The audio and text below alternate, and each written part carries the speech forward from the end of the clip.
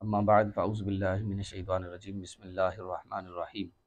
اللہم صلی علی سیدنا و مولانا محمد و علی آل سیدنا و اصحاب سیدنا و مولانا محمد مبارک وسلم وصلی علیہ۔ سامعین و حاضرین، آج کے جو ہماری گفتگو ہے وہ سامری نے جو بچڑا بنایا تھا، یعنی سامری جادوگر تھا، اس نے جو بچڑا بنایا تھا اس کی کیا حقیقت ہے اور قرآن مجید سے اس بارے میں ہمیں کیا رہنمائی ملتی ہے۔ تو فرعون جب ہلاک ہو گیا، وہ دریائے نیل میں غرق ہوا، تو جب بنی اسرائیل اس کی جو قوم تھی وہ جب اس کے پنجے سے آزاد ہو گئے، یعنی وہ لوگ اس کے جو ظلم و ستم تھے ان سے آزاد ہوئے، تو موسیٰ علیہ السلام کو اللہ تبارک و تعالیٰ نے حکم ارشاد فرمایا کہ موسیٰ تو 40 دنوں کے لیے کوہ طور پر آ جا، اور پھر جب 40 دنوں کے لیے کوہ طور پر آئے گا تو وہاں کے اعتکاف کرے گا، اور اس کے بعد تجھے تورات دی جائے گی، یعنی جو کتاب موسیٰ علیہ السلام کی تھی۔ تو اب موسیٰ علیہ السلام کوہ طور پر چلے گئے، اور بنی اسرائیل اپنے بھائی حضرت ہارون علیہ السلام کے سپرد اس قوم کو کر دیا، اور حضرت موسیٰ علیہ السلام کا وہاں معمول یہ تھا کہ آپ 40 دن وہاں رہے، دن کو روزہ رکھتے تھے اور ساری رات عبادت میں مشغول ہوتے تھے۔ سامری کون تھا؟ تو یہ بنی اسرائیل میں ایک شخص تھا جس کا نام سامری تھا، اور طبی طور پر یہ انتہائی گمراہ اور گمراہ کن آدمی تھا، یعنی اس کی گمراہیاں بہت پھیلی ہوئی تھیں، اور اس کی ماں نے اس کو برادری میں رسوائی اور بدنامی کے ڈر سے اس کو پیدا ہوتے ہی پہاڑ میں ایک غار میں چھپا دیا تھا۔ حضرت جبرائیل علیہ السلام روز کی بنیاد پر اس کو اپنی انگلی سے آ کر دودھ پلایا کرتے تھے، اور اس لیے یہ حضرت جبرائیل علیہ السلام کو پہچانتا تھا۔ اس کا پورا نام موسیٰ سامری ہے، اور حضرت موسیٰ علیہ السلام کا نام بھی موسیٰ ہے۔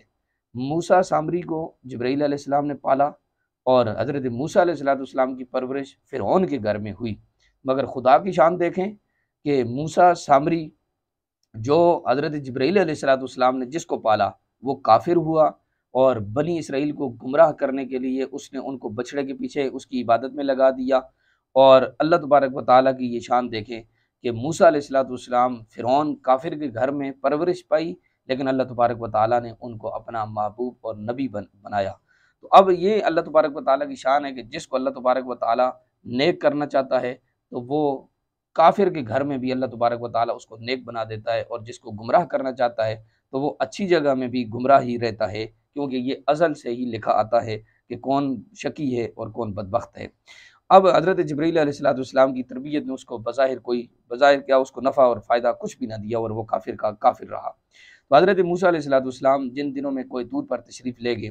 تو سامری نے آپ کی غیر موجودگی کو غنیمت سمجھا، اس کا فائدہ اٹھایا، اور اس نے تمام بنی اسرائیل سے سونا جمع کیا۔ سونا جمع کر کے اس نے جتنے بھی زیورات تھے سارے بنی اسرائیل سے منگوا کر اس نے ان زیورات کو پگھلا کر اس سے ایک بچڑے کی صورت بنا دی، اور جبرائیل علیہ السلام کے جو گھوڑے تھے ان کے جو قدموں کی خاک تھی وہ اس کے پاس تھی، اس نے وہ خاک بچڑے کے منہ میں ڈالی۔ جب بچڑے کے منہ میں اور جبرائیل علیہ السلام کے گھوڑے کے قدموں سے لگنے والی خاک اس نے ڈالی تو وہ بچڑا بولنے لگا۔ تو سامری نے بنی اسرائیل سے کہا، اے میری قوم، حضرت موسیٰ علیہ السلام کوہ طور پر گئے ہیں، اور حالانکہ تمہارا خدا تو یہ بچڑا ہے، لہٰذا تم لوگ اسی کی عبادت کرو۔ سامری کی اس تقریر سے بنی اسرائیل بڑے متاثر ہوئے، اور وہ سارے کے سارے گمراہ ہو گئے، اور 12,000 آدمیوں کے سوا ساری قوم نے چاندی اور سونے کے بولتے ہوئے بچڑے کو دیکھ کر اس کو خدا مان لیا، اور سارے کے سارے اس کے آگے سر بسجود ہو گئے، اور اللہ تبارک و تعالیٰ نے ان سب کو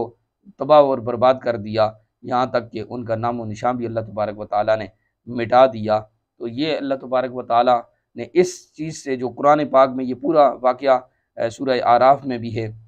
اللہ تبارک و تعالیٰ نے اس سے ہمیں یہ سبق دیا ہے کہ جب جبرائیل علیہ السلام کے گھوڑے سے لگنے والی خاک اگر وہ بچڑے کے منہ میں ڈال دی جائے تو وہ برکت والی بن جاتی ہے، اس میں خیر و برکت آ جاتی ہے۔ لہٰذا نیک لوگ جو ہوتے ہیں، اللہ کے جو نیک بندے ہوتے ہیں، ان کے غبار آلود قدموں کو دھو کر اگر کوئی اپنے مکانوں میں ڈالتا ہے، ان سے برکت حاصل کرتا ہے، تو اللہ اس سے برکت عطا فرماتا ہے۔ اللہ تبارک و تعالی ہم سب کو سمجھنے کی توفیق عطا فرمائے۔